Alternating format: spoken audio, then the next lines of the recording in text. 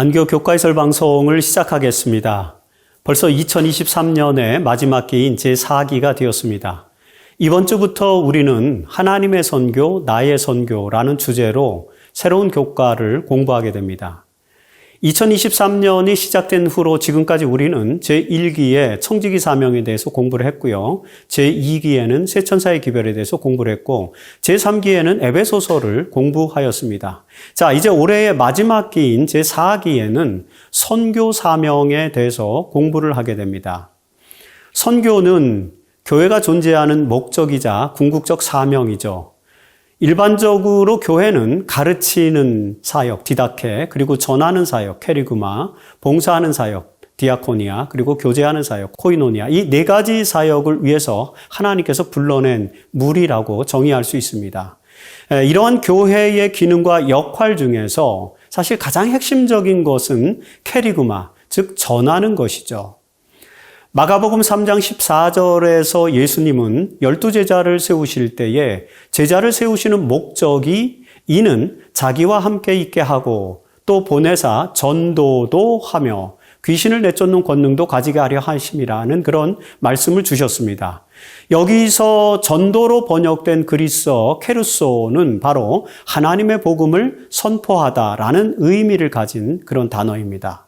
다시 말해서 예수님께서 제자들을 부르신 목적은 마가복음 3장 14절에 의하면 선교의 사명을 위해서라는 것이라고 알 수 있겠죠.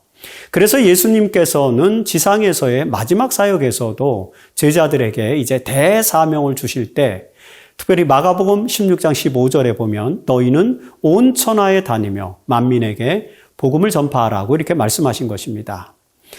여러분, 예수의 제자들은 이 복음 전파의 사명에 충실했죠. 그래서 제자들은 그 복음을 전했습니다. 특별히 사도행전 20장 24절에 보면 바울은 내가 달려갈 길과 주 예수께 받은 사명, 곧 하나님의 은혜의 복음을 증언하는 일을 마치려 하면은 나의 생명조차 조금도 귀한 것으로 여기지 아니하노라. 이렇게 담담하게 고백하고 있습니다. 사실 그 고백처럼 바울은 마지막까지 그 복음 전파의 사명에 충실했고 그래서 사도행전의 마지막 구절은 바울이 사도행전 28장 31절에 보면 하나님의 나라를 전파하며 주 예수 그리스도에 관한 모든 것을 담대하게 거침없이 가르치더라는 그런 내용으로 끝을 맺습니다. 자, 이런 내용을 통해서 우리는 하나님께서 그리스도의 제자들에게 주신 사명이 복음 전파, 즉 선교에 있음을 알 수 있습니다. 이번 한 기 동안에 우리는 이 선교 사명이 무엇이고 어떻게 우리에게 주어졌으며 감당해야 하는지에 대한 성경적인 내용들을 살펴볼 것입니다. 특별히 이번 기교과는 대총회의 글로벌 미션 센터에서 봉사하는 지도자들에 의해서 만들어졌습니다. 사실 이 대총회 글로벌 미션 센터라고 하는 곳은 글로벌 미션을 위해서 1980년도에 세워진 대총회 조직입니다. 여기서 말하는 글로벌 미션이란 재림교회의 복음이 전파되지 않은 위도 10도에서 40도 사이에 있는 국가들, 즉 주로 이슬람과 불교 문화권에 속해 있는 국가들에게 복음을 전하기 위해서 만들어진 프로젝트입니다. 재림교회가 1990년 이후 집중하는 최대의 사명 중 하나가 바로 이 글로벌 미션 프로젝트이죠. 이 글로벌 미션은 마태복음 24장 14절의 기별, 즉 천국 복음이 온 세상에 전파되리니 그제야 끝이 오리라는 이 마지막 사명을 완수하기 위한 아주 집중적인 초집중적 전략이다라고 이렇게 볼 수 있습니다. 그래서 이번 한 기 동안 우리는 이 글로벌 미션이라는 마지막 대사명 아래서 하나님께서 제자들에게 맡기신 선교 사명에 대해서 공부를 하는 것입니다. 따라서 이번 한 기 동안의 안교 교과의 목적은 하나님 말씀 속에 나타난 선교 사명을 잘 이해하고 그리고 그 사명을 감당하는 방법을 찾고 나아가서 하나님의 성령의 능력으로 그 사명을 실천하기 위해 노력하는 것이 바로 우리 교과의 목적이 되어야 한다라고 정리해 볼 수 있습니다. 여러분, 그리스도인과 그리고 그리스도 교회가 존재하는 가장 중요한 이유 중 하나인 이 선교 사명, 이것을 함께 나누는 3달, 한 기가 되기를 바라면서 1장의 교과, 우리를 향한 하나님의 선교라고 하는 제목의 첫 번째 강의를 진행하도록 하겠습니다. 여러분, 교회의 핵심 사명인 선교에 대한 이해에서 사실 가장 중요한 것이 하나님의 선교라는 개념입니다. 하나님 선교라는 개념이 무엇일까요? 사실 많은 분들에게는 이 단어는 그리고 이 질문은 생소한 것일 수 있습니다. 그렇지만 20세기 신학자들에게는 사실 매우 익숙한 개념입니다. 하지만 이 하나님 선교라는 개념이 기독교 신학에서 본격적으로 다뤄진 것은 1900년대 들어서서 본격적으로 시작됐다는 것 또한 우리가 이해를 할 필요가 있습니다. 1910년에 스코틀랜드의 에딘버러에서 세계 선교 대회가 개최되었습니다. 이 모임에는 전 세계에서 활동하는 선교사 약 1200명 정도가 모였는데요. 이들은 기독교가 해외에서 선교하는 그런 해외 선교 100년의 역사를 이제 돌아보면서 세계 복음화의 방향과 전략을 이 모임에서 논의를 했습니다. 특별히 이들은 이제 선교지에서 각 교단별로 선교사들이 파송돼서 각 교단별로 선교를 하다 보니까 각 선교지에서 이제 대립하는 모습을 이제 보이게 되었죠. 그래서 그런 하나님의 복음을 전하기 위해서 대립하는 모습을 반성하면서 그동안 기독교 선교가 주로 교파를 전파하는 교파 선교에 주력함으로써 하나님 나라를 세우는 공동의 목적을 이루지 못했다라고 이렇게 반성하게 되었습니다. 그래서 이들은 모든 교단의 선교사들이 이제 공동의 목적인 하나님의 나라를 세우기 위해서는 서로 대립하는 교파 선교가 아니라 하나님의 선교를 해야 한다라고 이렇게 생각하게 된 것입니다. 이런 생각들은 이후에 이제 칼 발트라든지 칼 하르텐슈타인과 같은 그런 신학자들에 의해서 신학적으로 하나님 선교라는 신학이 강조되게 되었습니다. 그리고 이들이 1952년에 독일의 빌링겐이라고 하는 곳에서 모여서 어떤 중요한 모임을 하게 됐는데요. 그 모임에서 하나님의 선교, 미시오 데이라는 그런 용어를 사용하여서 선교를 새롭게 정의하는 그런 역사를 만들어내게 됐습니다. 여기서 말하는 선교란 인간의 활동 영역이 아니라 하나님 계시에 나타난 하나님의 뜻과 행동, 이라는 차원에서 하나님의 선교여야 한다는 것이 바로 이때 이들이 결의한 그런 내용이었죠. 자, 이런 하나님의 선교의 개념에서 볼 때 선교란 하나님의 본성에서 유래된 것입니다. 여러분, 인간의 구원을 위해서 하나님은 성자를 보내셨고요. 또 성령을 보내셨습니다. 그리고 그 성자와 성령의 사역을 통해서 하나님은 교회를 이 세상에 또 보내셨다는 것이죠. 자, 이런 개념에서 볼 때 선교란 하나님의 보내심이라는 것이죠. 그래서 하나님의 선교라는 개념은 인류를 구원하시기 위해서 하나님께서 직접 찾아오시는 내용으로부터 시작되는 것입니다. 여러분, 그 이야기가 어디에 나옵니까? 바로 창세기 3장에 나타나고 있죠. 자, 그래서 우리는 이제 이 창세기 3장에서 하나님 선교와 관련된 매우 중요한 3가지 내용을 정리해 볼 수 있는 것입니다. 첫째, 인간에게는 구원의 복음이 필요하게 된 것, 그것은 불순종으로 인한 타락의 결과였다는 것입니다. 여러분, 창세기 3장 8절에 보면 아담과 하와는 선악을 알게 하는 나무의 실과를 먹게 됨으로써 불순종한 것에 대한 자의식을 가지게 되었습니다.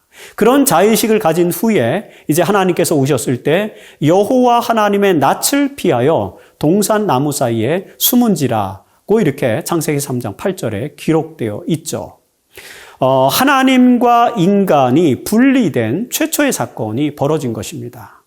인간은 불순종으로 이제 고통과 죽음을 또 피할 수 없게 되었고요. 그리고 하나님을 더 이상 직접 만날 수 없는 상태에 처하게 되었습니다. 자, 이때부터 인간에게는 구원의 복음이 필요하게 되었죠. 그리고 그 인간에게 구원의 복음을 전하는 선교도 바로 이때부터 시작되었다라고 볼 수 있는 것입니다. 자, 이것이 바로 둘째 내용이죠. 즉, 하나님께서 죄를 짓고 숨은 인간을 찾아오셨다는 것입니다. 그것이 창세기 3장 9절에 나타나죠. 이렇게 되어 있습니다. 여호와 하나님이 아담을 부르시며 그에게 이르시되 내가 어디 있느냐라고 이렇게 물으시는 것 아닙니까? 여러분, 죄를 지은 인간은 하나님을 직접 대면할 수 없게 되었습니다. 그래서 인간이 하나님과 소통할 수 있는 유일한 방법은 이제 하나님이 당신 자신을 스스로 드러내시는 계시를 통해서만 가능하게 된 것입니다. 칼발트와 같은 20세기 신학자는 이런 계시와 만남의 신학, 이것만이 우리가 깨달아야 할 가장 중요한 절대적인 진리다라는 것을 강조하죠. 이 에덴 동산에서 만일에 그때 하나님께서 아담을 찾아오셔서 부르시지 않았더라면 여러분 어떻게 됐을까요? 인간은 사탄의 지배 아래서 벗어날 수 있는 방법이 없었을 것입니다. 하지만 하나님께서 그들을 찾아오셨고요. 그리고 그들에게 구원의 복음을 선포하셨습니다. 이것이 이 창세기 3장 9절의 이 사건이 인류 역사에서 나타난 첫 번째 하나님의 선교라고 볼 수 있는 것입니다. 이것이 하나님의 선교죠. 자, 그리고 셋째, 이 하나님의 선교는 어떤 내용으로 구성되어 있습니까? 바로 구원에 대한 복음을 선포하는 것으로 되어 있다는 것입니다. 이것이 창세기 3장 15절의 내용입니다. 우리가 매우 잘 아는 원복음으로 알려진 이 창세기 3장 15절에서 하나님은 내가 너로 여자와 원수가 되게 하고 내 후손도 여자의 후손과 원수가 되게 하리니 여자의 후손은 내 머리를 상하게 할 것이요 너는 그의 발꿈치를 상하게 할 것이니라 이렇게 선포하셨습니다. 자, 여러분 이것이 복음이죠. 사실 이 복음은 하나님께서 이 창세 전에 이미 마련한 것이었다라고 성경에서는 계속 거듭 기록하고 있습니다. 그렇게 계시하고 있죠.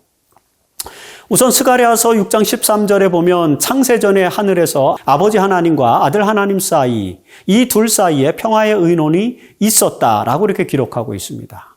이 평화의 의논은 에베소서 1장 4절에 보면은 창세전에 그리스도 안에서 우리를 택하사 우리로 그 사랑 안에서 그 앞에 거룩하고 흠이 없게 하시려는 것이었습니다.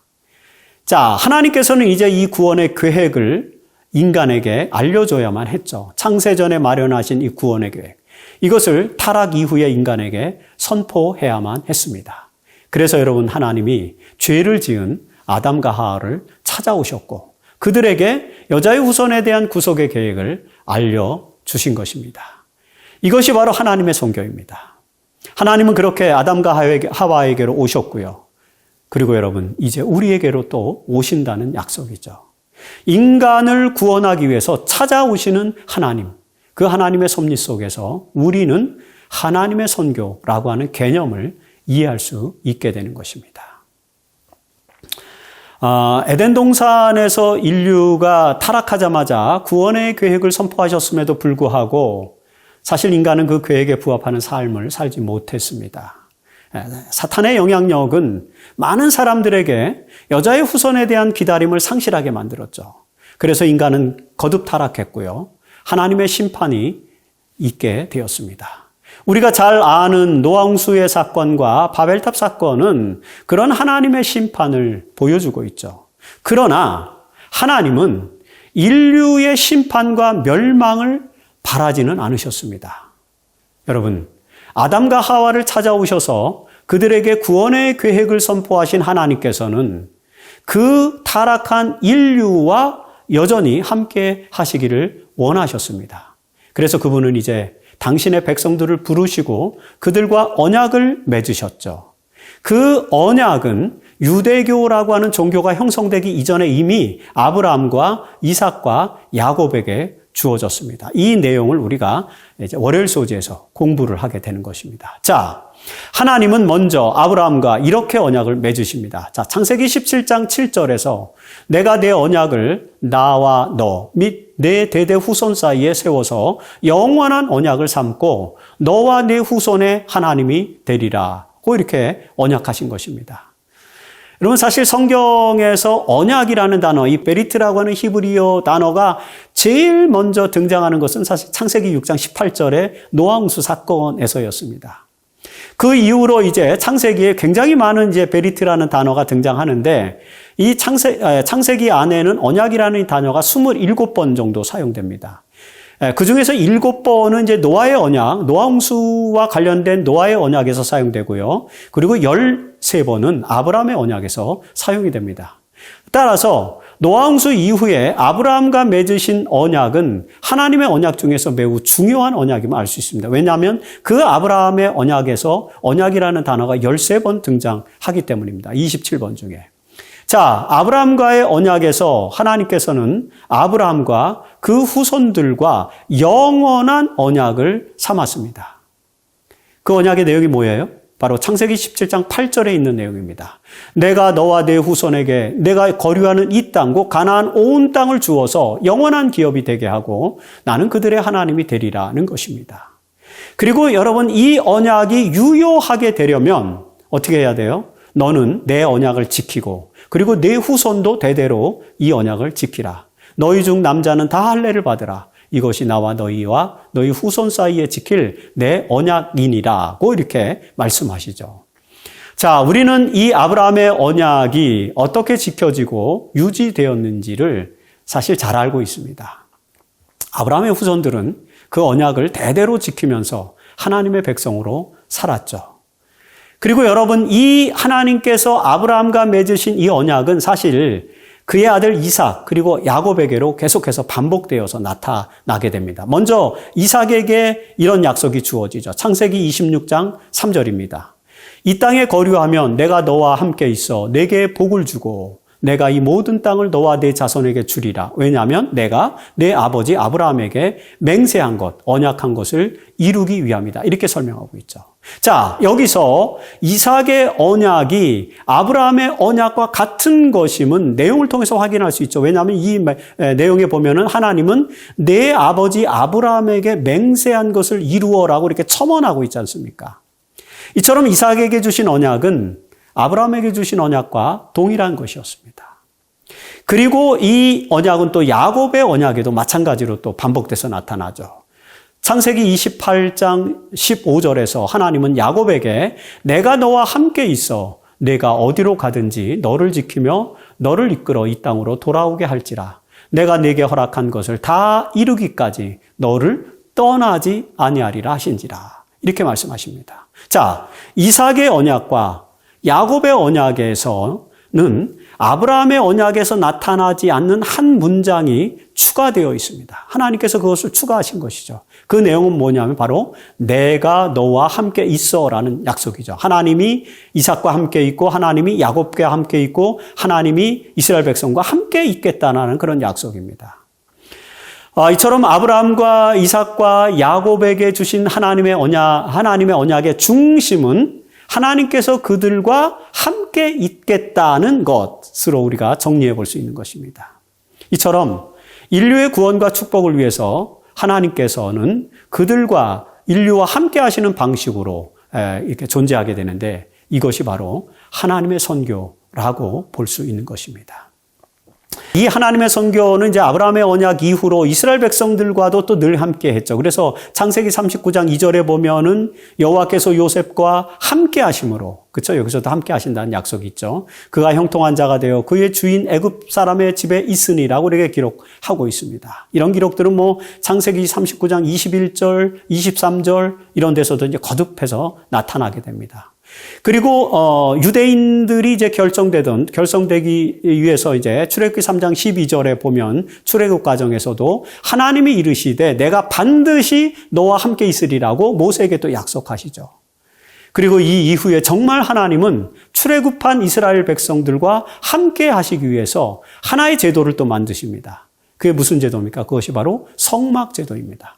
그래서 출애굽기 29장 45절에 보면은 내가 이스라엘 자손 중에 거하여 함께하여 그들의 하나님이 되리니 라고 또 말씀하심으로써 성막의 목적이 이스라엘 백성과 하나님이 함께 하시기 위함이라는 것을 또 설명합니다. 자, 이처럼 하나님은 언약을 통해서 아브라함과 이삭과 야곱과 요셉과 모세 그리고 온 이스라엘 백성들과 함께 계셨는데 그 함께 계시기 위해서 하나님께서 이 땅에 오신 것, 이것이 바로 하나님 선교입니다. 선교는 그들을 구원하고 복 주시기 위해서 그들과 함께하는 것이다 라는 사실을 우리가 캐치해 볼 수 있습니다. 여러분, 구약의 언약, 이런 언약들은 이제 신약에서도 또 성취되지 않습니까? 특별히 구약에서 언약을 통해 계시하신 하나님의 이 선교가 예수 그리스도를 통해서 또 완전히 성취되는 모습을 우리는 성경에서 보게 되죠. 다시 말해서 우리와 함께 계시겠다고 약속하신 그 하나님은 이제 인류와 함께 하시기 위해서 육체로 이 땅에 오셔서 친히 우리와 또 함께 거하시는 것입니다. 이렇게 우리와 하나가 되신 하나님의 성육신의 신비가 바로 하나님 선교에서 가장 중요한 사건으로 나타나는 것인데, 바로 이 내용을 화요일 소지에서 다루고 있는 것입니다. 자, 하나님은 구약의 선지자들을 통해서 당신의 선교 계획을 성취하실 것을 약속하셨는데요. 예를 들어서 이사야서 46장 9절로 10절에 보면은 이사야는 나는 하나님이라 나 같은 이가 없느니라 내가 시초부터 종말을 알리며 나의 뜻이 내가 의도한 것이 내가 의지한 그 의지가 이 땅에 설 것이니 내가 나의 모든 기뻐하는 것을 이루리라 성취하리라는 거죠. 하나님께서 당신의 약속을 성취하시겠다는 그런 약속을 이사야서에 기록하는 것입니다. 이사야서 14장 24절에서도 만군의 여호와께서 맹세하여 이르시되 내가 생각한 것이 반드시 되며 내가 경영한 것을 반드시 이루리라고 약속하셨습니다. 이처럼 하나님의 뜻과 계획은 반드시 이루어질 것입니다. 특별히 우리는 하나님의 언약 속에 나타난 하나님의 선교가 그리스도의 오심으로 성취된 것을 이제 이 신약 성경에서 보게 되는 것입니다. 그래서 마태는 예수님의 탄생 기사에서 이 구약에 약속된 하나님 선교가 어떻게 구체적으로 나타나게 되었는지를 설명하는데 마태복음 1장 23절에서 이렇게 설명하죠. 보라, 처녀가 잉태하여 아들을 낳을 것이요 그의 이름을 임마누엘이라 하리라 하셨으니 이 뜻이 뭐예요? 이를 번역한 즉 하나님이 우리와 함께 계시다 함이라는 것이죠. 사실 이 마태복음 1장 23절의 임마누엘에 대한 기록은 이사야서 7장 14절에 예언된 그 예언의 성취가 예수를 통해서 이루어졌다라고 하는 것을 지금 설명하는 것입니다. 여기서 우리가 특별히 주목해야 될 것은 임마누엘의 예언입니다. 왜요? 임마누엘의 예언은 하나님 선교의 핵심을 담고 있기 때문입니다. 그 이 임마누엘이라고 하는 이름의 뜻이 하나님이 우리와 함께 계시다라는 것이지 않습니까? 하나님이 우리와 함께 하시기 위해서 오시는 것, 그것이 하나님의 선교 아닙니까? 이처럼 예수의 탄생으로 하나님이 우리와 함께 계시게 되었고 하나님 선교가 또 성취되는 것입니다. 사실 예수님은 우리와 함께 하시기 위해서 인간으로 오신 하나님이라는 것을 우리가 잘 알지 않습니까?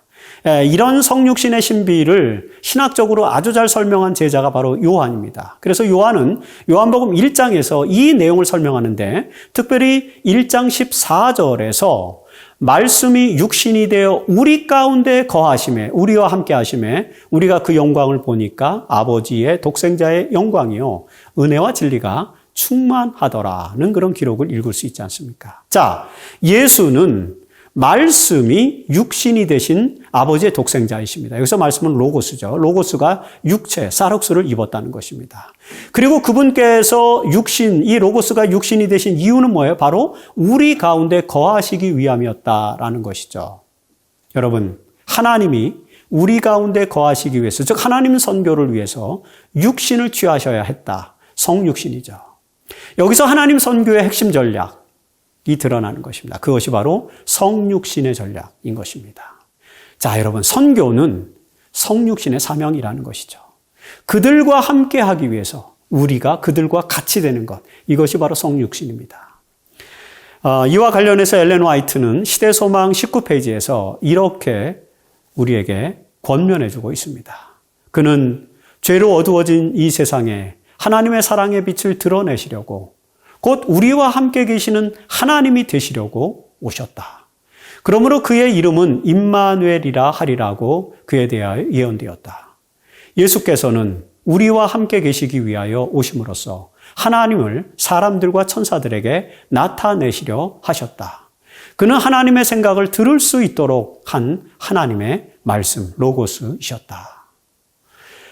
예수께서 임마누엘이 되신 것은 이 세상에 하나님의 사랑을 드러내시고 또한 사람들과 천사들에게 하나님의 생각을 드러내시기 위함이었다라고 지금 화이트 부인은 말씀하고 있는 것입니다. 예수님은 로고스, 즉 진정한 하나님의 말씀이 되셨다는 것입니다. 이 성육신의 신비에 나타난 하나님의 선교를 우리가 화요일소지에서 기억해야 되는 것입니다. 그리고 하나님 선교의 핵심 전략으로서 그리스도의 육화되심, 성육신 되심, 즉 말씀이 육신이 되심, 이것은 단지 여러분 2000년 전에 한 사건으로 끝난 것이 아니라는 것입니다. 여러분, 로고스, 즉 말씀 하나님께서 성육신 하신 것은 하나님께서 우리와 항상 함께 하시기 위한 하나님의 방법이었지 않습니까? 사실 구약에서 하나님께서 이스라엘 백성들과 함께 하시기 위해서 주신 제도가 무엇이었다고 말씀드렸어요? 바로 성소제도 아니었습니까? 월요일 소지에서 우리가 잘 살펴본 것처럼 출애굽기 29장 45절에 보면 성소는 내가 이스라엘 자손 중에 거하여 샤칸으로 히브리어는 되어 있습니다. 거하여 그들의 하나님이 되기 위한 것이었다라고 이렇게 설명했습니다. 여기서 거하다라고 하는 이 히브리어 단어는 사실 요한복음 1장 14절에서 말씀이 육신이 되어 우리 가운데 거하심에 스케누라는 이 헬라어 단어와 동일한 단어입니다. 다시 말해서 성막과 예수의 육체는 동일한 의미를 가진다는 것입니다. 따라서 구약시대의 성막이 하나님께서 이스라엘 백성들과 함께 하시기 위한 처소였다면 신약시대의 이 성육신하신 그리스도의 몸 또한 성소와 같이 하나님께서 우리와 함께 계시기 위하여 마련한 구속의 장치이자 하나님의 선교의 실체라는 사실을 우리는 신학적으로 연결할 수 있는 것입니다. 여러분, 예수님께서 하나님의 현현이시라는 그런 내용은 바울의 편지에서도 종종 설명되죠. 예를 들어서 골로새서 1장 15절에 보면은요, 그리스도는 보이지 아니하는 하나님의 형상이시오라고 이렇게 묘사하고 있죠. 그리고 19절에 가서 보면은 하나님께서는 당신의 모든 충만으로 예수 안에 거하게 하시고라고 묘사합니다. 여기서 19절에 표현된 이 원어적 의미는 사실 예수 안에 거하신 모든 충만함, 으로 아버지께서 기뻐하셨다라는 이런 표현입니다. 자, 이런 표현들을 통해서 우리는 예수를 삼위일체적 관점에서 우리에게 오신 하나님이라고 이해할 수 있게 되는 것입니다. 하나님께서 죄인인 인간과 함께 하시려고 인간에게 오시기 위해서는 어떻게 해야 돼요? 네, 인간과 같은 육신을 입으시는 그런 성육신의 방법밖에는 없었던 것입니다. 이것이 바로 하나님께서 인간에게 오시는 방법, 즉 하나님 선교의 방법이라는 것이죠. 이런 놀라운 가르침은 우리의 선교 역시 또 성육신의 방법으로 이루어져야 한다는 사실을 깨닫게 해주죠. 자, 우리와 함께 하시기 위해서 성육신 하심으로 아들로 오신 하나님, 그 하나님의 선교의 목적, 그것이 구체적으로 우리에게 어떻게 적용될까요? 그것은 바로 우리와 함께 하심으로 우리를 구원하시기 위함이었다는 그런 말씀으로 이해할 수 있는 것입니다. 누가복음 19장 10절에 나타난 이 삭개오의 사건에서 예수는 인자가 이 땅에 온 것은 성육신 하신 것은 잃어버린 자를 찾아 구원하려 함이라고 이렇게 명백하게 설명하지 않습니까? 하나님께서 육신으로 이 땅에 오신 것은 잃어버린 자를 찾아 구원하기 위함, 즉 선교죠. 여기에 하나님의 선교의 매우 구체적인 목적이 담겨 있는 것입니다. 그리고 역시 우리의 선교도 잃어버린 자를 찾아 구원하기 위해서 수행하는 것이라고 이해할 수 있습니다. 그렇다면 여러분, 잃어버린 자를 찾아 구원하기 위해서는 어떻게 해야 할까요? 구약에서 하나님은 성소에 계시면서 어린 양의 희생을 통해서 죄인들을 구원하시는 종교적 섭리를 보여주셨습니다. 자, 이 희생제사제도는 하나의 예표였는데요. 그 예표는 신약에서 어린 양 대신 예수 그리스도의 오심으로 성취됩니다. 그래서 요한복음 1장 29절에 보면 침례 요한이 예수를 향해서 보라, 세상 죄를 지고 가는 하나님의 어린 양이로다 라고 이렇게 선포하는 것입니다. 이 어린 양 대신 예수님은 고린도 후서 5장 21절에 보면 그는 죄를 알지도 못하신 이였지만 우리를 대신하여 죄로 삼으신 분이었다. 그래서 희생양, 어린 양, 희생양 되신 분이셨다. 이렇게 이야기하는 것이 아닙니까? 자, 죄인을 구원하시는 하나님의 방법은요, 이 대속적 희생을 통해서 이루어진 것입니다. 이것이 바로 하나님 선교의 대의이고요. 그리고 우리의 선교 역시 바로 그런 희생적인 헌신이 필요하다라는 그런 메시지를 우리에게 던져주는 것입니다. 이런 헌신이 가능하도록 예수께서는 그의 제자들과 영원히 함께 하시겠다고 또 약속하셨죠. 그리고 특별히 마태복음 28장 18절로 20절에 보면은요, 선교적 대사명을 주실 때 예수님께서는 하늘과 땅의 모든 권세를 내게 주셨으니 내가 세상 끝날까지 너희와 항상 함께 있으리라. 이렇게 약속하셨습니다. 특별히 이 약속과 더불어서 이제 예수님께서는 제자들에게 가서 모든 민족을 제자로 삼아 내가 너희에게 분부한 모든 것을 가르쳐 지키게 하라고 또 명령하시죠. 자, 이런 내용에서 우리는 하나님의 선교가 우리에게도 명령되어졌기 때문에 우리의 선교가 또 되어야 한다는 사실을 기억할 수 있게 되는 것입니다. 그래서 예수님의 제자들은요, 예수님처럼 자신들을 희생하면서 모든 민족에게로 나아가서 죄자를 삼는 선교 활동을 해야 하는 것입니다. 이 위대한 명령을 우리는 기억해야 하며 특별히 그 명령을 수행하도록 하기 위해서 모든 권세를 가지신 예수께서 항상 우리와 함께 하신다는 사실을 우리는 기억할 필요가 있습니다. 자, 선교를 위해서 이제 하나님께서는 인간의 타락 이후부터 이스라엘과 모든 민족에게로 오셔서 그들을 구원하시는 사역을 지속하셨고, 그리고 그런 구원의 사역이 멈추신 때는 없으셨습니다. 특별히 인간을 구원하기 위해서 육체로 오셔서 친히 희생당하신 이후에 제자들에게 이제 그 사명을 물려주시고 하늘로 승천하셨던 예수님께서는 이제 그의 모든 사명을 끝내고 또 그 사명을 끝내시기 위해서 이 땅에 다시 오실 것이라고 또 약속하죠. 사실 이 예수님의 재림, 이것이 바로 하나님의 선교의 마침이 될 것임을 또 우리는 알게 됩니다. 예수님께서는 다시 오심에 대한 약속을 신약 성경에서 거듭 계시해 주셨죠. 무려 재림에 대한 약속을 300번 이상 해 주셨으니까 말입니다. 자, 먼저 요한복음 14장 1절로 3절에서 가장 유명한 재림에 대한 약속이 기록되어 있죠. 내가 다시 와서 너희를 내게로 영접하여 나 있는 곳에 너희도 있게 하리라. 자, 재림의 약속으로 알려진 이 말씀은 예수 그리스도를 통한 하나님의 선교의 마침이 언제 이루어지는지를 우리에게 알려주는 것입니다. 우리와 함께 하시는 하나님의 선교는 이 땅에서 예수님의 재림으로 끝나게 됩니다. 그렇지만 사실 그것은 하나님이 우리와 영원히 함께 하신다는 약속이기도 하죠.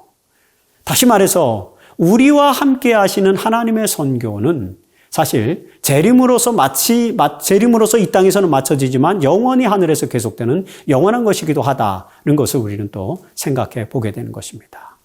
이런 하나님께서 영원히 우리와 함께 계신다는 이 약속의 성취는 요한의 계시에서 나타나지 않습니까?